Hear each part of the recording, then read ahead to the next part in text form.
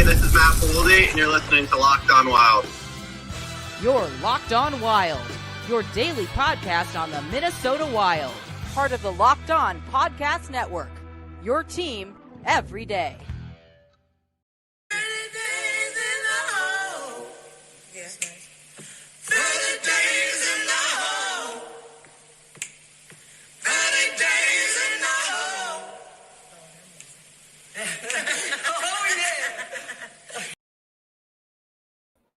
All right, everybody. Welcome into yet another live show for you here on a Tuesday night. We were going to do this last night, but had tornadoes roll through the area where I'm at. So obviously that situation got dicey. But we're here on a Tuesday night, and we've got a great show in store for you. So without further ado, a man that has over 60 years of experience watching the NHL. He has traded barbs with the likes of Sid Hartman, Mark Rosen, Pat Micheletti, Kevin Fallness. Ladies and gentlemen, Denny Barlow here for tonight's show. Welcome, fans, and welcome to What the Hell Are You Smoking? Tonight's show is a bit of a celebration. As I started What the Hell Are You Smoking last June is when I registered my name with YouTube. And I got a 1-year review. Some of it was good, some of it was bad. And I really debated whether I should talk about it or not, but it's only because of you fans that I'm here. So I thought I would read to you some of what they told me in your review tonight, and we'll see what you think. 1-year review in summary: 30,000 views for a weekly hockey podcast shows a strong indication of a solid and engaged audience. Their content quality is insightful, and the content keeps them coming back. Hosts' likability and expertise shows a knowledge of the game that connects with the viewers. A professional among pundits. Now, I know nobody wrote that. That had to be computer generated, because who talks like that? But still, it's really heartfelt. I mean, for them to call me a pundit, that's special. And I had to look it up what pundit meant. And I have it here. Let me just get to it.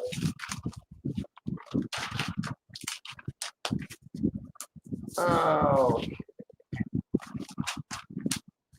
got all these notes. Okay, this is a pundit, as in scholar, teacher, wizard, guru, mentor, or master. An expert in a particular subject or field, who is frequently called upon for opinions.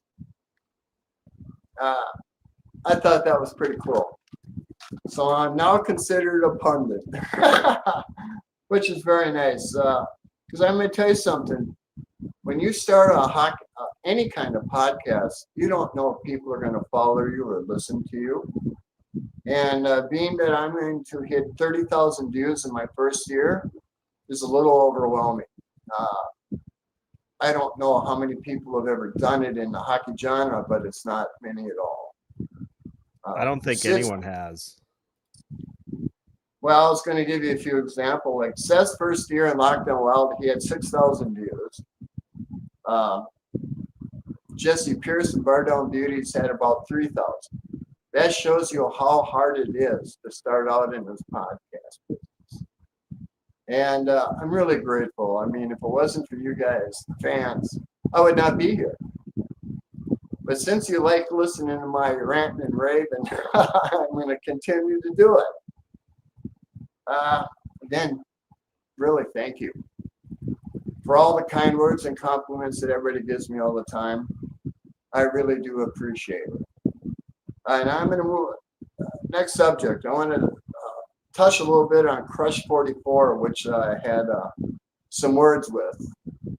And instead of banning them, because believe me, me and Seth talked about it, I thought I would let the fans speak up if they would, and they did. And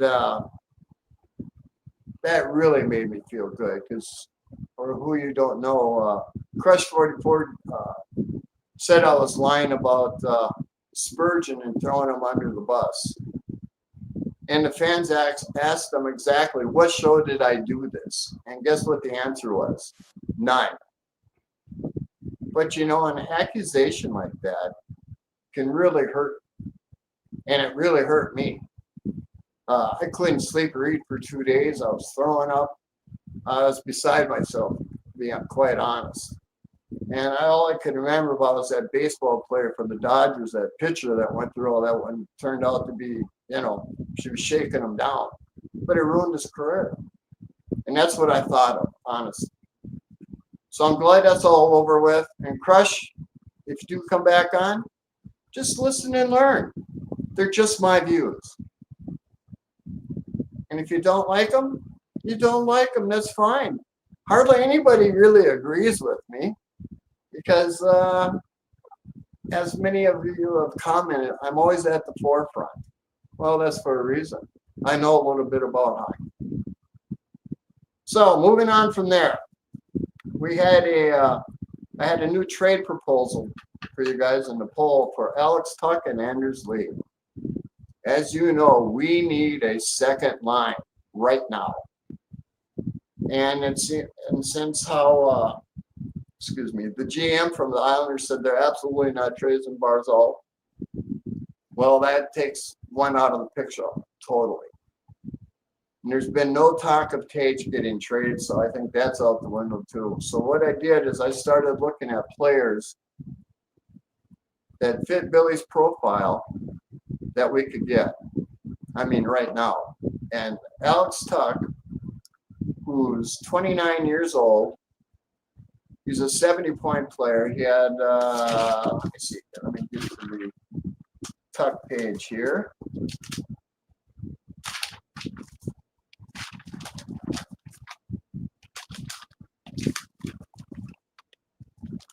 All right.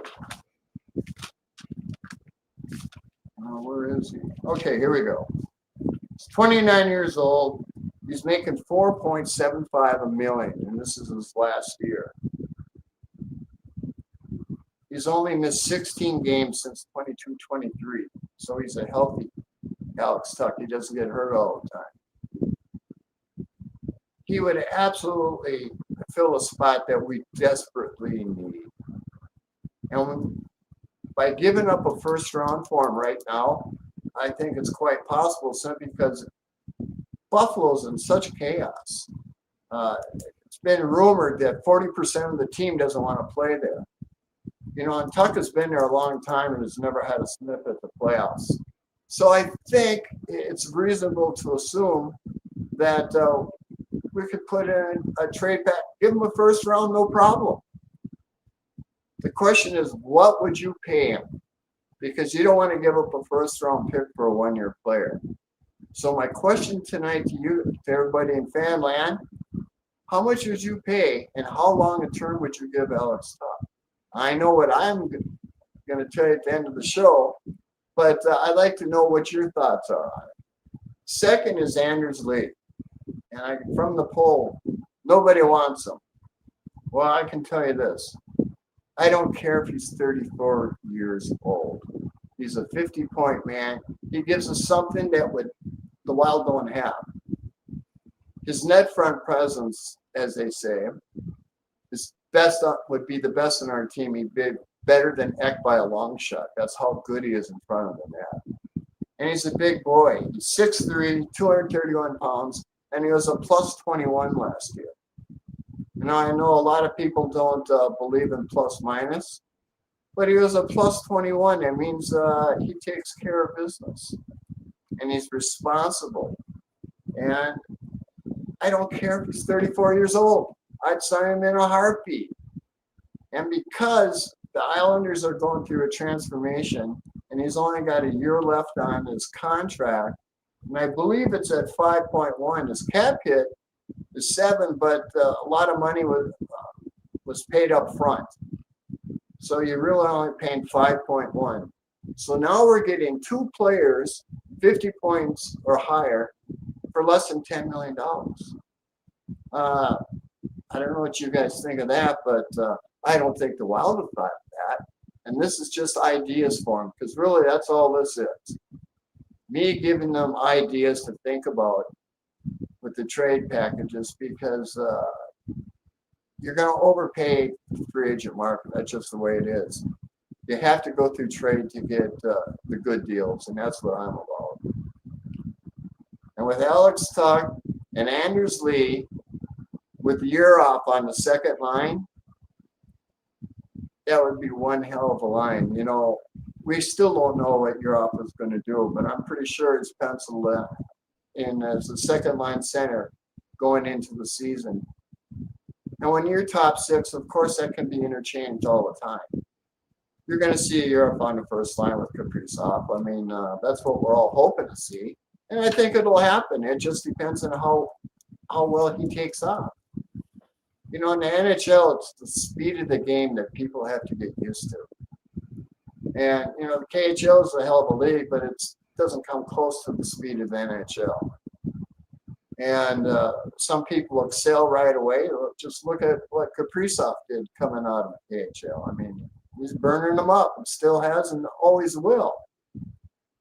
And Europe has a lot of talent. Like I said before, the only thing I don't know about is its two-way game. And we'll see that soon enough. But I'd like your thoughts also on, even though you don't want them, I'd take them in a heartbeat. What would you pay them if we did get them? That's the next question. Any questions or comments so far? Big Bear 73 would like to know if there's a way to get Tuck and JJ Peterka. I doubt it. Reason being is everybody's after Peterka. And nobody's asking for Tuck. Peterka has talked his way out of Buffalo, so but what are you going to pay for him? You're going to overpay for him. As much as I like him, he'd be a hell of an addition to us. I don't think we can afford him. Because there's a lot of teams jumping on board to get Peterka, and rightfully so. But at what point do you what would you give up to get Peterka? I've talked about this before. What would you give up to get Peterka? That's a good question. And Rossi I would say Rossi and. Now, what that and is it could be a high pick. It could be a prospect. I'd be willing to give that up for Peterka. Absolutely. Again, assuming that you're not, and I don't need to rehash the preference, which is obviously to just keep Rossi on the roster. Like Creepy Killer says, would you do Rossi for Peterka straight up? Yes. I do that yesterday. Urban says Rossi and a first probably for starters for Peterka, which I think you'd probably be in that ballpark. I feel like I'd probably still be comfortable doing that. Well, I don't think there's a chance in hell that happens, but we'll see. Oh, you know what? I forgot to say this at the beginning of the show. I have a new member coming on as part of What the Hell Are You Smoking? And that's Chris Long from Channel 5 KSTP Sports Anchor. I've known him for a few years, and he's agreed to come on and give his take on the Minnesota Wild. And I'm really looking forward to it. He's a hell of a guy. He's a sports anchor. What more do I need to say? He knows more about hockey than most. And I'm really looking forward. We're going to have him on next Sunday. Will be his first show. And I'm really looking forward to it. Next Monday. Oh, or next Monday, I mean, yeah. Yeah, I'll be 400 miles away next weekend, this upcoming weekend. Yes. But anyway, you got that to look forward to. Chris has never done a hockey podcast like this, so he's looking forward to it too. Questions and comments? Yeah, a lot on Paterka here. Let me go back to kind of where I was. Well, let's hear. Big Bear says this is what he would do for Tuck. He said 4 years, 5 million AAV. And Creepy Color says the same. Well, I can tell you right now, his value is between 6 and 10 million. And you're not going to sign him for 5 million. I don't know how you come up with that number, but that's not even close. With the cap going up, and I'm going to just tell you right now, it would take, I think it's going to take 9 million to sign him. And I would give 9 million up all day long for Tuck. He's dependable. He never gets hurt. He's got a hell of a shot. I mean, you know, Tuck is could even be an 80, 90-point player, depending on how the team uses him. He's a great player, and it's 5-6 million is not going to sign him. Next year he'll have teams lining up just like everybody else, and they're overpaying. That's why I say we get him right now. Sign him to he's 29. I'd sign him for at least 6 years. And, you know, 35 is really my cutoff date. And if I had to do 7, I'd do 7. But you're not going to sign him at 5 million. That's dreaming. Not going to happen. Especially if the cap going up. If it's going to take 9 million for Alex Tuck, I would rather pay 10 for Sam Bennett. I wouldn't. Not in a heartbeat. Sam Bennett is not going anywhere. He has said so. He's staying in Florida. He told Toronto, I forget the name of the newscast, but he told Toronto flat out, he's not going anywhere. And all this hype about him getting traded is not happening. He's staying in Florida. You know, Bennett was a 50-point player before he got to Florida. They put him in the right position. Their style of play suits him, and he's a beast in the playoffs. But he's not a $10 million player. Alex Tuck's not a $9 million player. I'm not spending that on him. Well, I understand. And you wouldn't get him because there's going to be a lot of teams lining up to pay that kind of money with the cap going up. That's just the reality of it. I know you think 9 million's too high, but in 3-4 years, 9 million is going to look like a deal. And that's just the way it works. And I like your thoughts on it, but you're dreaming if you think you could sign Tuck for 5 million. It's just not going to happen. Next comment or question. Creepy Colors. Well, actually, never mind. We touched on it as far as where the 9 million comes from. He also wonders Ogren and Rossi for Paterka. That's an interesting one. Do you think Buffalo would do that? If they did, I think they would. I think they would. I would consider it. I think they're going to be offered more than that, though. I mean, there's a lot of teams after Paterka. And he's going to be a 40-goal scorer. 29 in what, his second year? That's pretty strong. But he doesn't want to play in Buffalo, so Buffalo's, you know, they're against it. They're going to trade him or lose him. I don't know.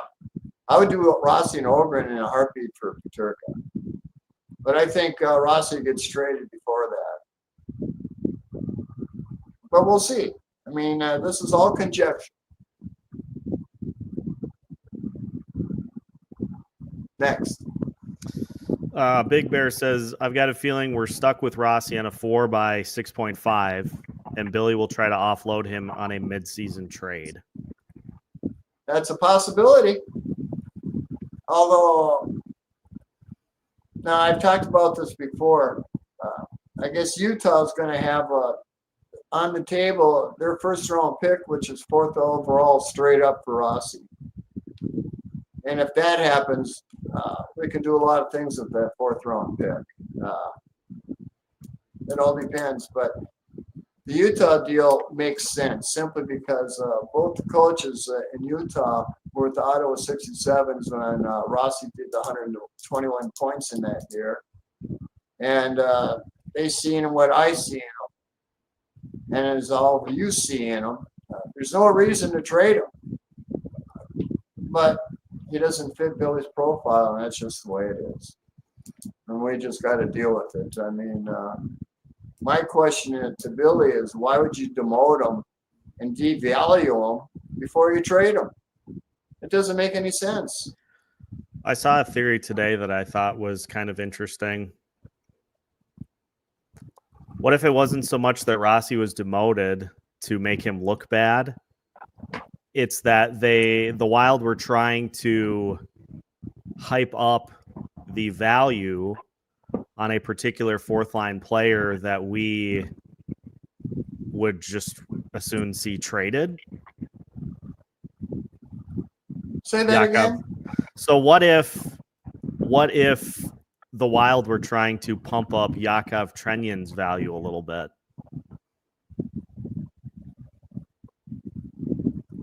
Doesn't make any sense to me. He's been a first or second line center all year, excelled at the position. For a second year player to be in his position is exceptional. And he hasn't taken off yet. I believe he is going to take off next year. I mean, I love Rossi, and I can't see any reason to trade him, but we all know that's not happening. Billy's going to move him, and I don't see how moving Rossi down to the 4th line props up Trenton. I mean, you watch Trenton all year long. What did you get?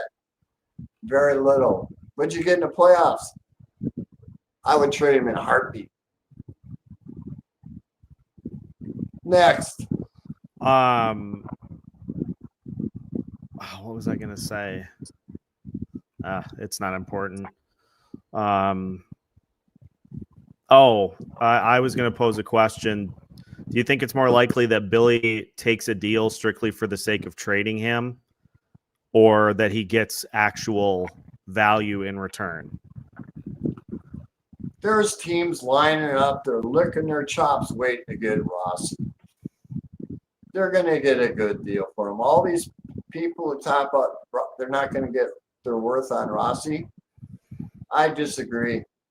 Teams are lining up to get him. You know how short centers are?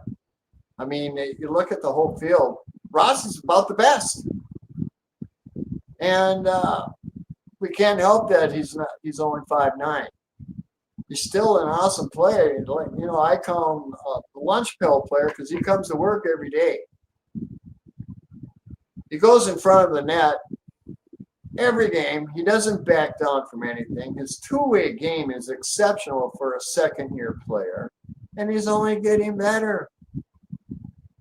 Whoever gets him is going to have one hell of a player. And they're going to get at least a first and a player. And that's just my view on it. Go ahead, next. Urban brings up a good point about Trenyan. The Anaheim Ducks exist, and the Anaheim Ducks in the span of the last 2 months have taken on 2 hideous contracts. They are always looking for money to get to the cap floor. They still need to spend to get to said cap floor. Not saying it'll happen. Not saying it'll happen, but it would not be the first time that they've taken on a bad contract. Well, Phoenix did it for a couple of years because they that's the only way they can improve is take on back contracts to get picks, and it worked out well for them. Because I think Utah is going to be a surprise team next year. San Jose, same thing. You know, Anaheim Ducks are owned by Disney. Disney is cheap, and now they have to spend. And that's how they got Kreider. I mean, they didn't matter. They had a ton of money to spend, and they spent some. They still got a ton more to spend. So I can see that a trade to Anaheim. And we'll see. Joel Quenneville is the coach now. He's an old school guy. Yep. And that Anaheim team is very famously not big. Who knows? Who knows? Well, you know, the Anaheim Ducks had improved by 20 points this year. I think was the best in the league. And they got a lot of young kids, and they need some veterans to show them the way. And I think that's why they got Kreider. You know, Kreider was hurt a lot in the last year. And, yeah, his point production was down low. And when you're hurt, you're hurt. What can you do about it?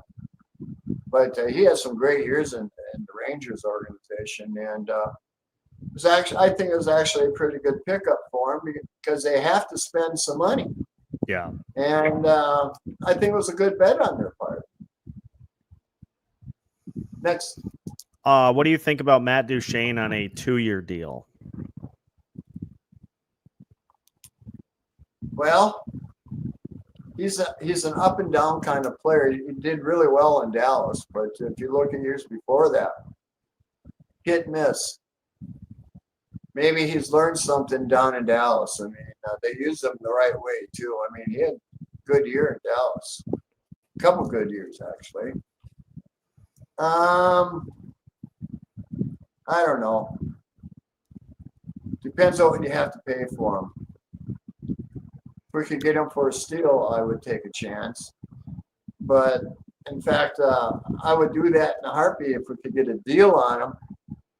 And I'd put him on the fourth line because besides the second line, we got to build up our fourth line. Our fourth line has to be like our second line. And I know you shake your head, but we don't have a fourth line. No, we don't. Our fourth line has to play 12, 13 minutes a game, no less, not 7, 8 like Hines does. Our fourth line has to build an identity, and you can't do that on 7, 8 minutes a game.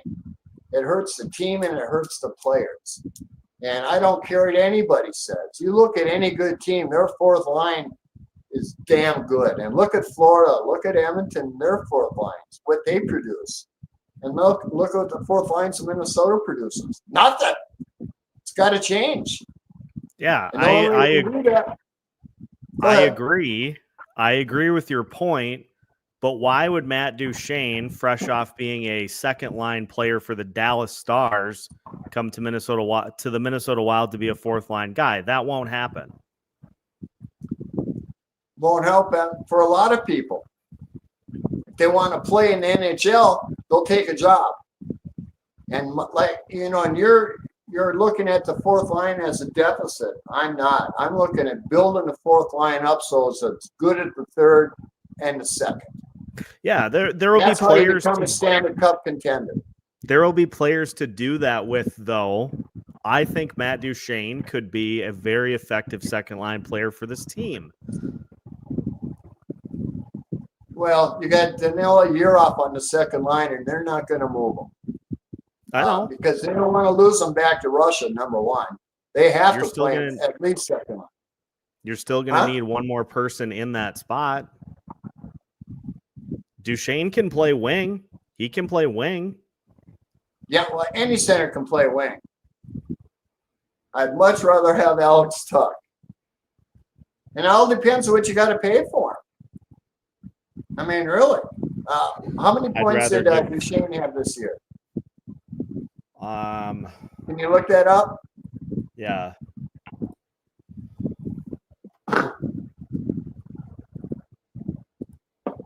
In fact, look up the last 3, 4, He had 5 82. years. He had 82 points this year.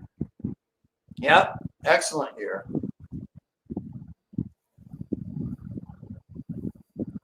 30 goals. Yep. What did he have last year? He had 65 points in 80 games and 25 goals. And the year before that, 56 points. 56 points in 71 games and 22 goals. There you go. 50-point player, absolutely. He had what I would call a career season because he hasn't done it before and he'll probably never do it again. But, sometimes it's just the way you're used and the system that they use. Just like Bennett. Bennett was never a spectacular player during the season. He's always a 50-point man, and that you can depend on that, or you can expect that. When you're looking at a team, you put him down for 50 plus, and that's what you're going to get. Same with Duchesne. He's a 50-point player. Would he look good on our team? Yeah. But I'm looking at building a Stanley Cup contender. And that means we're going to have 50-point players on our fourth line, a third line, our second line, and then we got the Kaprizov line. But that's how you build a contender to win the cup. And it doesn't work that way here. You go fourth line here and you're in purgatory hell. 7-8 minutes a game does not do anybody any favors. Not the team, not the players. And that's got to change. It just does. For us to be a true contender for the cup. John Hines, his time management, as you all know, I totally disagree with. And another thing I would do coming up this year, again, I would hire somebody to teach how to win faceoffs. I don't know who that would be, but they got to hire somebody because we're so poor at it, and we're always poor at it. And I don't know why. Excuse me. But we got to hire somebody to teach. Second off, as you know, I think Kaprizov's going to be a 120-point player. He would have been last year. I'm absolutely certain of it until he got hurt. Anytime you got Kaprizov, I would also double shift him. With the second, third, or fourth line, it doesn't matter. Kaprizov on the ice adds an extra dimension. And I would double shift them more than they do now. And the one thing I would do is I would put Kaprizov and Boldy and Eck all on the penalty kill. I want my best players on the penalty kill, which they don't do. But if you stop a goal, isn't that just as worth as scoring a goal? Absolutely. Yeah. And that's just another thing I would change. Oh, which brings me up to this. My very first show, I did a preview of all the players. And I said I would offer Rossi an 8-year, $5 million contract for his first year performance. And everybody just killed me on it. Well, I bet you wish you could sign Rossi to an 8-year, $5 million deal now, because it's not happening. And you know why I gave that? The evaluation of talent. That's what I bring to the table. And that's something that a lot of people don't understand. I see things in players that nobody looks at. And that's why I would have given him an 8-year, $5 million before he ever stepped on the ice for his second year. And now you look at what he did, I was right. So there you go. Next question. Denny, I don't think people disagreed with the contract. I think people anticipated that Rossi's camp wouldn't sign that because of the AAV. I think that's what the issue was with that. Well, number one, he's in the league for 1 year, 40 points. Anytime you offer an 8-year deal for $40 million, I disagree. I think they would have taken it in a heartbeat because you don't know what he's going to produce the second year. I mean, they can talk all they want, but you're getting an 8-year contract. You're in the NHL for good. A lot of people miss that. So if Matty Beniers signs a 7x7, your agent is supposed to say, "Yeah, we'll take less than that." I'm not talking about Matty Beniers. I'm talking about Marco Rossi. I could care less about Beniers. And Marco Rossi, I think, is a better player than Matty Beniers. So in theory, he deserves more money. Well, That's what. who knows what he's going to make. That's what people were talking about with that contract. I think if we had our way, I think everybody would have signed him to that deal. I don't think people expected that his camp would sign that deal is the question. Well, I disagree. I think they would. He only produced 40 points. What is 40 points worth in the NHL? Think about that for a minute. 40 points is $3.5 million. Offer him from $875,000 to $5 million. That's a huge jump. Huge for a first-year player. Yeah, you got to look at it from he has stability. Number one, 8-year contract. There you go. And that's what this show's about. Different views. That's just my view. Next question. Yeah, there we go. Bob says Billy's zeroing in on Jamie Benn. Fits the mold, big, old, and slowing down. Boy, you hit it on the head there. I think Jamie Benn's pretty much done. He showed it. He was a great player.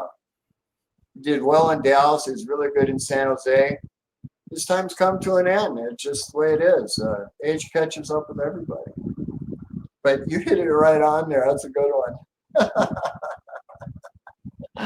Next. We have a couple people wondering if it would have been worthwhile to try Marco Rossi on the wing at some point. Why? Why would you put him on the wing? Okay, move on. Yeah, he's always been a center. He's going to always be a center. Why would you put him on the wing? I don't understand that. You think he would be better as a wing? He's a playmaker. The only thing that Rossi has to work on, in my opinion, is the shakedown, the shake and bake. He can be a little better at that. That's it. His game is just improving. Go ahead. Let's see what else we have here. Thoughts on Jonathan Taves? I'd pass. Let him go back to Chicago. Keith says we need a right shot winger, develop the players coming in on ELCs, and wait for a chance at a legitimate 1C. Well, you know what? That's all fine in theory, except for Hines won't play the kids. That's one of the issues I have with Hines. He doesn't like the kids, doesn't trust them. He said so several times, and that's a problem. Now, there's a disconnect between the players that we draft and Hines's play. And you can see from Billy's last 9 deals, it's very true. Hines just won't play the kids. Ogren sat how many games when he was up here? I don't know. Well, he played 3-4 games and then sat the rest of the time. At the least, he should have played 20 games so you see what you got. Ogren's got a hell of a shot. And he can skate, and he's tough on the puck. And from not to give him a chance, to me, it's just ridiculous. Hopefully they give it to him this year. Well, we'll see. Well, if they are as bad as they are at their jobs, who's to suggest it'll change? Say again? If Hines and Guerin are as bad as their jobs as is being said, it's not going to change. It's going to be the same thing this year. It's going to be a run back of the roster. It's going to be a lot of vets playing out of position, and it's going to end in a first-round exit. Just write it down on paper and just put it in and just skip the season. We don't even have to simulate the season. That's ridiculous. It's what they've done in the past. Like I have said before, Billy has one last chance. His seat is warming up. And we'll see. He's got one last chance, plain and simple. I read in the comments from all the podcasters. Fans are not happy at all. And especially signing Nyquist a one-year deal. And a lot of people are defending his $800,000 contract. Who cares if it's $800,000? He does nothing. He does nothing for me. He's not a winner. You know, he played like he was crazy good playing over for his team in who did he play for? Finland, Sweden? I forget. Sweden. Oh, but he played like a monster over there. But he doesn't play like that over here. Now I don't know why. The first year of his contract, he took that completely off. Last year, he took most of the year off. He played the last month and a half with a little urgency because he's looking for a contract. And of course, Billy gave it to him. Ugh. Yeah, so fire Billy. Get him out of here. I wish we could. But he's got one last chance because, you know, the public sentiment is not on Billy's side. I know you don't like hearing that, Seth, but they're not on his side at all. Yeah, I look at right now probably 20 podcasts, and I read all the comments, and there's nobody on Billy's side. You know, especially signing Nyquist or signing Gustav started Marcus Johansson. Yeah, Marcus Johansson. Re-signing him cost the kid's spot, plain and simple. Do you know what the buyout is? Do you know what the buyout is on Johansson's contract? No. $220K. Well, you can see that coming. At least I hope so. I want to see the kids play, plain simple. As the rest of the public wants to see. I do too. I'm not some just mindless homer. I know you're not. But Billy's actions speak louder than words. His last 9 deals have been terrible. Tell me one of the last 9 deals that you like. I mean, really. None of them are worth a shit. Next. How about a trade for Mason McTavish? That's an interesting. Oh, McTavish. Yeah, let me think about that one. Which brings me to this. Last week, somebody asked me about Zaka from Boston, right?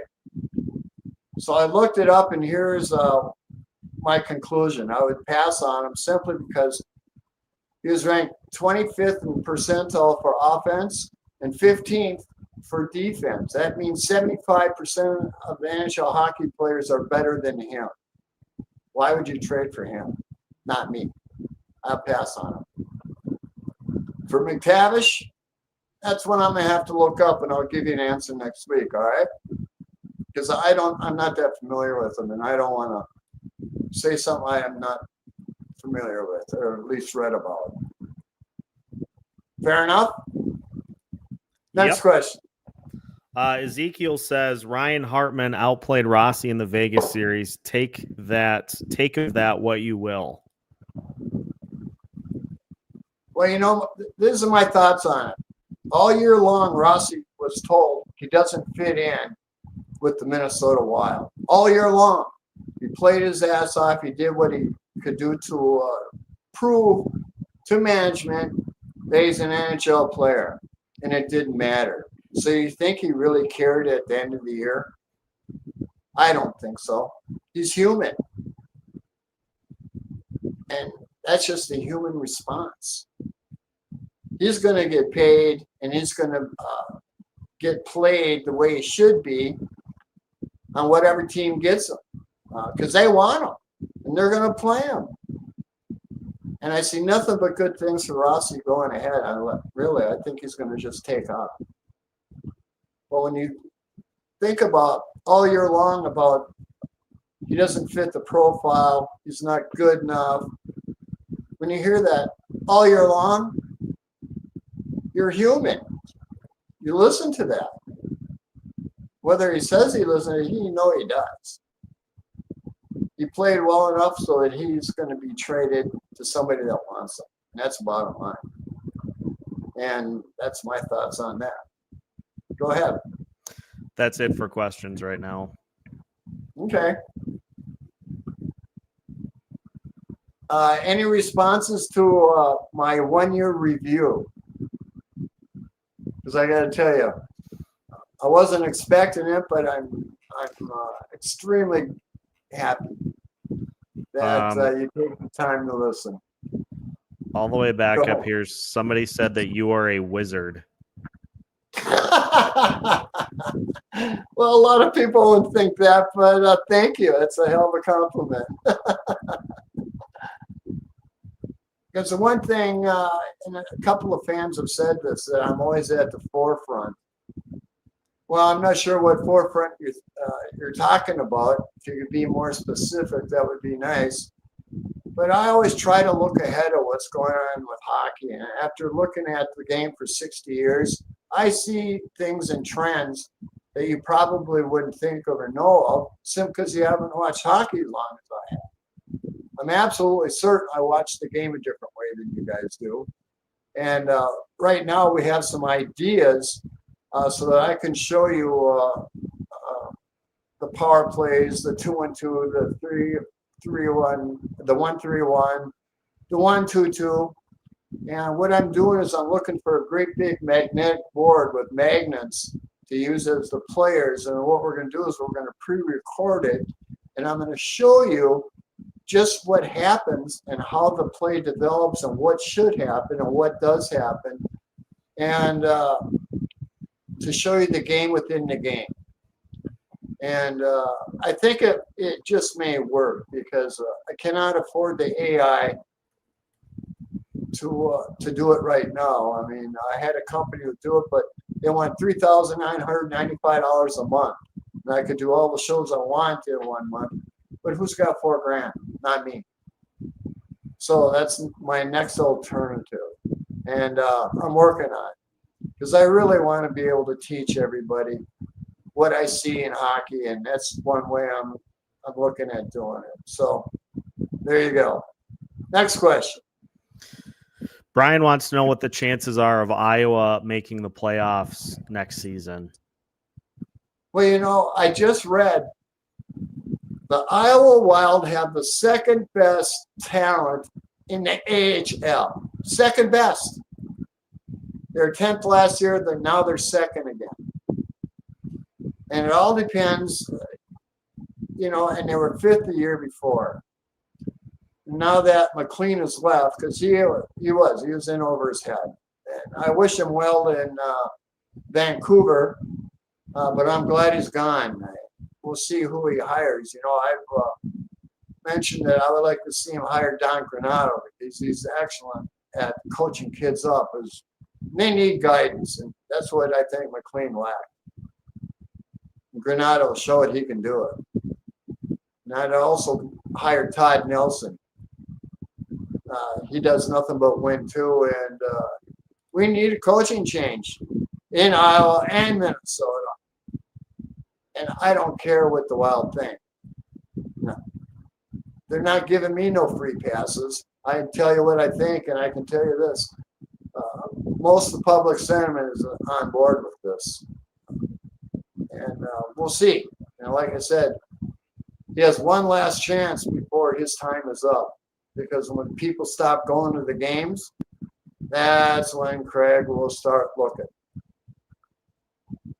But, you know, he still has one last move to make. And let's hope it's a good one. I mean, we'll see. Hard to tell. He's made good deals in the past. Let's hope he hits it again. He won't. The Iowa Wild need two things. They need a coach and they need a leader. Well, Dakota Mermis is back out on the free agent market. He did exceptionally well down there. I don't know why they wouldn't re-sign him. because he showed guidance, and Iowa did pretty well with him. The only way he wouldn't is if somebody offers him NHL time. That was the reason that he left too, was because the Toronto Maple Leafs offered him NHL playing time, and the Wild, their defense is pretty full. Yeah, and they cut him. Yeah, I'd be perfectly fine with bringing him back. I just think that group needs a captain that can guide them, show them the way, can echo what the coach is saying. And this is non-negotiable. They need a coach that has coaching experience. Like, that's non-negotiable. I absolutely agree with you.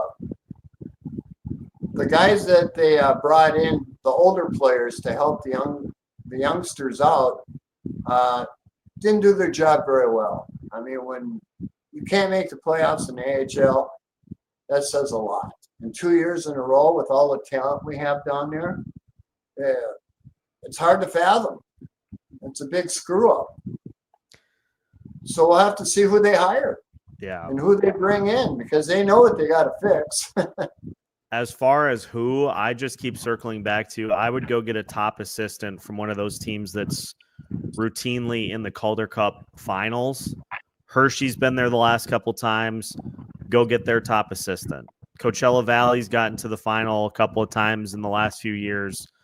Go get their top assistant. That's like the natural progression, is that a top assistant leaves for a head coaching job.